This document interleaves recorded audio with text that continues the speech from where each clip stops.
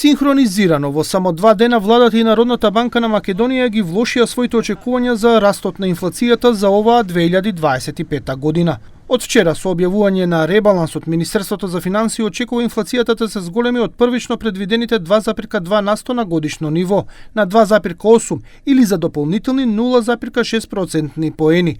Денеска исто така со песимистична корекција излезе и Народната банка, која што смета дека инфлацијата ќе биде 3% наместо 2,5% како што предвиде во октомври. Во соопштението на Народната банка се вели дека причина за промена на прогнозата е поради, цитирам, ризиците за инфлација во најголема мера се поврзуваат со геополитичките тензии, трговската неизвестност предизвикана од протекционистичките политики, нарушување на синџирите на снабдување и климатските фактори. Но економистот Абил Бауш вели дека инфлацијата ја разгоруваат и внатрешни фактори, поддржани од фискалните политики на владите, а кои никој не сака да ги каже јавно, не се наведуваат ниту како реален и голем проблем, а со тоа и не се сака да се решат. Ако се сеќавате, ние ја започнавме годината со покачување на одредени ставки, нели, на плати и пензии. И тоа одма генерира во еден кусрок месечно, може да генерира покачување на индикаторот на инфлација.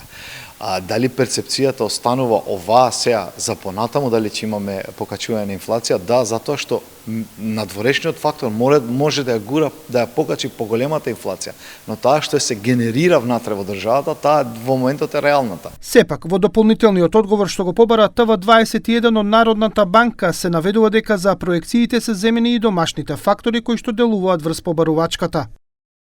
Ова се однесува и на предпоставката за постепена фискална консолидација на среден рок согласно официјалните фискални документи, како и очекување за постепено забавување на динамиката на раст на расположливиот доход, односно плати и пензии, но и на растот на кредитирањето кој до крајот на годината ќе се сведе на околу 9%, односно на околу 7,3% на среден рок.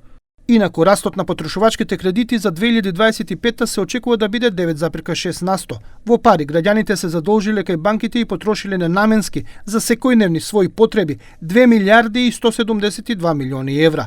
Баус смета дека ако се чепне во овие кредити и се намали нивниот раст за да нема негативни ефекти во економијата, ќе треба да се интервенира и во фискалната политика на владата.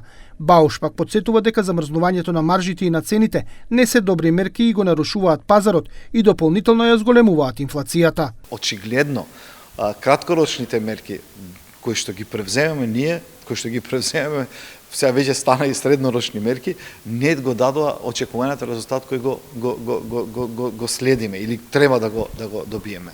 Предлага сериозни реформи, но и потврсти фискални и монетарни мерки, како поддршка на малите и средни предпријатија, кои ќе ја заживеат економијата, а не само социјални мерки кои во суштина ја подгреваат инфлацијата.